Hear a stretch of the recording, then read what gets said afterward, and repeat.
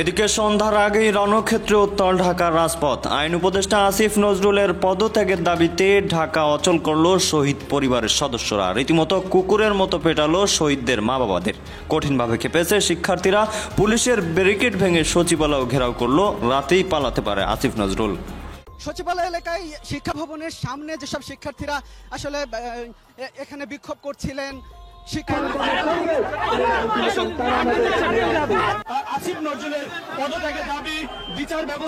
দর্শক যে যেখানে আছেন আশা করি ভালো আছেন। এই মুহূর্তে পাওয়া সব থেকে বড় ব্রেকিং নিউজ, আসিফ নজরুলের পদত্যাগের দাবিতে উত্তাল সচিবালয়। রীতিমতো জুলাই শহীদ পরিবারদের কুকুরের মতো পিটিয়েছে, গায়ে হাত দিয়েছে পুলিশেরা। দর্শক, এই জুলাইয়ের যেই হত্যাকাণ্ড ঘটিয়েছিল সেই সকল আসামিদের নিয়ে ভয়ঙ্কর রকমের ব্যবসা করতেছে এই আইন উপদেষ্টা আসিফ নজরুল। রীতিমতো তাদের কাছ থেকে টাকা খেয়ে টাকা নিয়ে তাদেরকে জামিন দেওয়া হচ্ছে। চক্ষুষ প্রমাণের ভিত্তিতে তারা কিন্তু আজ মাঠে নেমেছিল। তবে এই মুহূর্তে সব থেকে বড় ব্রেকিং নিউজ, রাতেই পালিয়ে যেতে পারেন আসিফ নজরুল। হাজার হাজার জুলাই ফ্যামিলিরা তারা কিন্তু লাঠি দা বটি নিয়ে তারা রাস্তায় নামার ঘোষণা দিয়েছে। দর্শক, কি হচ্ছে সেখানে চলুন বিস্তারিত দেখে আসি। পুলিশের সাথে কি সংঘর্ষ হয়েছে সেটাও দেখবো, আশা করি সঙ্গেই থাকবেন। আসিফ নজরুলের পদত্যাগের দাবি, বিচার ব্যবস্থা অর্থাৎ বিচার ব্যবস্থাকে দুর্বল করে দেওয়া, বিচারপতিদের পদত্যাগের দাবি নিয়ে কিন্তু আমরা দেখছি যে প্রথমে প্রেস ক্লাবে একটি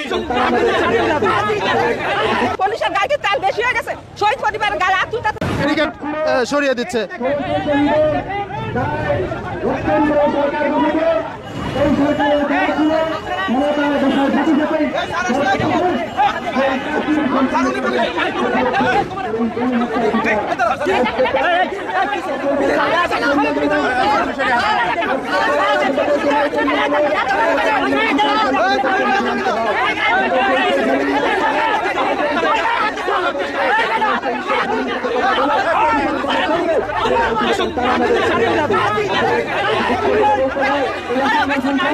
বান্ডেল থাকলে প্রতি সেনমানিতে টাকা বাঁচবে।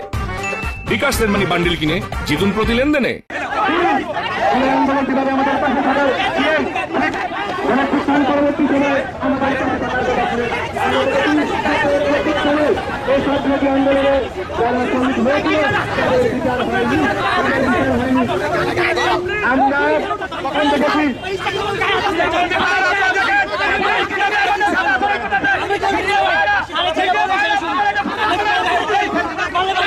আমরা এখান থেকে মাঠ ছাড়ব না।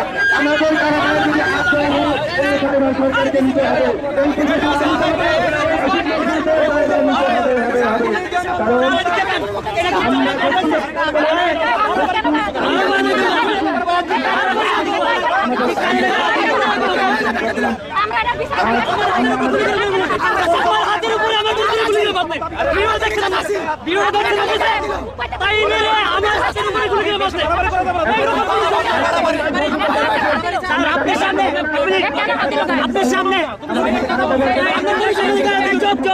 আপনার সামনে দেখেন কিভাবে উনি গায়ে দিল।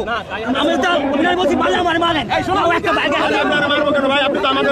মারছে মারছে তো অবশ্যই পুলিশ বাইরে ডিস্টার্ব করছে। আমার হাতের উপরে পুলিশ অফিসার গুলি করে মেরে ফেলেছে। গুলিটা আমার বন্ধু দেখেন আজকে দুঃখের সাথে আমার সাথে নেগোসিয়েট ভাই আমাকে গায়ে হাত দেয়। খুব লজ্জা লাগে।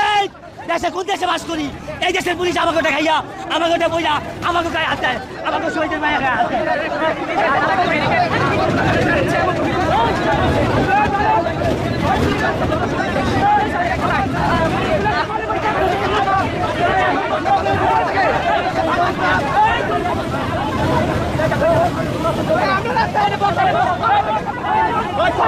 দর্শক, বৃষ্টির মধ্যেও কিন্তু সচিবালয়ের সামনে জুলাই যারা যোদ্ধা রয়েছে তারা কিন্তু বসে পড়েছে। দেখতে পাচ্ছেন তারা কিন্তু বসে পড়েছে এই মুহূর্তে, তারা কিন্তু সড়কের মধ্যে বসে পড়েছে। এবং যা দৃশ্য পুলিশের সঙ্গে তাদের সঙ্গে পুলিশের কি হচ্ছে এখানে চলে যান। দেখেছেন এই পুলিশ বাহিনী কিভাবে আমাদের উপরে লাঠিচার্জ করতেছে, আমাদের দিচ্ছে না। এই পুলিশ বাহিনীদের উপরে আপনারা মিডিয়া কর্মী ভাইরা রাষ্ট্রকে দেখান, দেশবাসীকে দেখান কিভাবে এই পুলিশ বাহিনী আমাদের উপরে লাঠিচার্জ করছে। আমার মাকে লাঠিচার্জ বেশি হয়ে গেছে, পুলিশের গায়ে তেল বেশি হয়ে গেছে, শহীদ পরিবারের গায়ে হাত তুলতে শহীদ পরিবারের কি পাইছে, কি পাইছে রামলিক তাকে গদি ছাড়ে না। আমাদের জুলাই হত্যাকাণ্ডের আসামিরা মন্ত্রণালয়ের সহায়তায় জামিন পাচ্ছে। এই অভিযোগে সচিবালয়ের সামনে সড়ক অবরোধ করে বিক্ষোভ করছেন জুলাই আন্দোলনে শহীদ পরিবারের সদস্যরা। এজন্য তারা আইন উপদেষ্টার পদত্যাগ দাবি করেছেন। শহীদ পরিবারের সদস্যরা জাতীয় প্রেস ক্লাবের সামনে প্রথমে বিক্ষোভ করে, সেখান থেকে মিছিল নিয়ে পুলিশি বাধা ভেঙে সচিবালয়ের প্রধান ফটকে আসে দুপুর 12টার দিকে। আসামিদের জামিন দেয়ায় আইন উপদেষ্টা সহ জড়িত বিচারকদেরও পদত্যাগের দাবি করে আন্দোলনকারীরা। পুলিশ কয়েক দফা অনুরোধ করে সড়ক থেকে শহীদ পরিবারের সদস্যদের সরাতে পারেনি, ফলে প্রায় 2 ঘন্টা ধরে বন্ধ হয়ে আছে সচিবালয়ের সামনের সড়ক। বন্ধ রয়েছে যান চলাচল।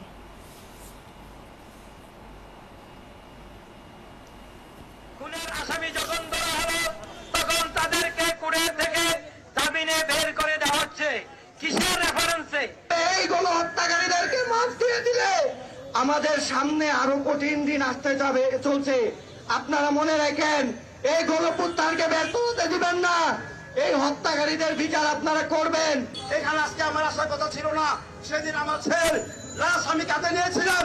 যেই বাবা চোখের পানি শুকায় গেছে পাথরের মতো, যেই বাবা তার সন্তানকে কাঁধে নিয়েছে সেই বুঝে। তাদের যে দাবিগুলো শুনেছি, আমি দেখি ভিতরেও কথা বলেছি, কথা বলার পরে দুইটার একটা সমন্বয় করে একটা সমাধানের জন্য আমি একটা পথ খোঁজার চেষ্টা করতেছি। দর্শক, সচিবালয়ের সামনে আছেন আমাদের সহকর্মী ইমতিয়াজ সনি, বিস্তারিত জানতে তার কাছে চলে যাচ্ছি। ইমতিয়াজ, আইন উপদেষ্টার পদত্যাগ দাবি করেছেন বিক্ষোভকারীরা, এখনো বিক্ষোভ চলছে, তারা আর কি কি বলছেন বিস্তারিত যদি বলেন, এবং সচিবালয়ের সামনে সড়কও অবরোধ করে রেখেছেন, সেখানে একজন যান চলাচলের কি অবস্থা সেই বিষয়ে যদি জানান। নুসরাত, এখনো আসলে বিক্ষোভ চলছে। একটু আগে আপনি জানেন যে একটু আগে বৃষ্টিতে কিছুটা বিঘ্ন ঘটলেও মূলত এখনো জুলাই আহতদের পরিবার ও আহতরা এখনো সচিবালয় 2 নম্বর গেটের সামনে অবস্থান করছে। তারা মূলত আজকে সকাল 10:30টায় মূলত প্রেস ক্লাবের সামনে প্রথমে তারা অবস্থান কর্মসূচি করে, তারপর থেকে 12টার দিকে প্রেস ক্লাব থেকে তারা আর কি পদযাত্রা নিয়ে আর কি সচিবালয় 2 নম্বর গেটের সামনে আসলে অবস্থান নেয়। এরপর তারা দীর্ঘক্ষণ বক্তব্য দিতে থাকেন। তারা মূলত আইন উপদেষ্টার পদত্যাগ দাবিও করেছেন এই অবস্থান থেকে।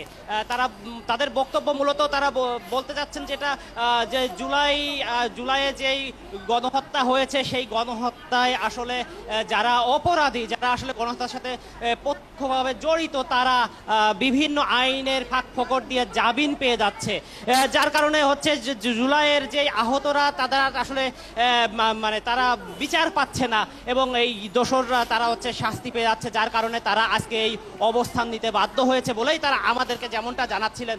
তারা মূলত বলছে যে বিভিন্ন এবং তারা সচিবালয়ে এবং আইন মন্ত্রণালয় এবং বিচারপতিদেরও পদত্যাগ দাবি করছেন কেউ কেউ এখান থেকে বক্তব্যে। তারা বলছে যে বিচারক এবং আইন মন্ত্রণালয়ের বিভিন্ন দপ্তরে মূলত যারা গণহত্যার সাথে জড়িত তারা বিপুল পরিমাণ অর্থ প্রেরণ করে আসলে তাদেরকে জামিনে চলে যাচ্ছে, কিন্তু সরকার আসলে তাদের আটকানোর জন্য কিংবা তাদের বিচার করার জন্য আসলে দৃশ্যমান তেমন কোনো পদক্ষেপ নিচ্ছে না বলে তারা দাবি করছেন।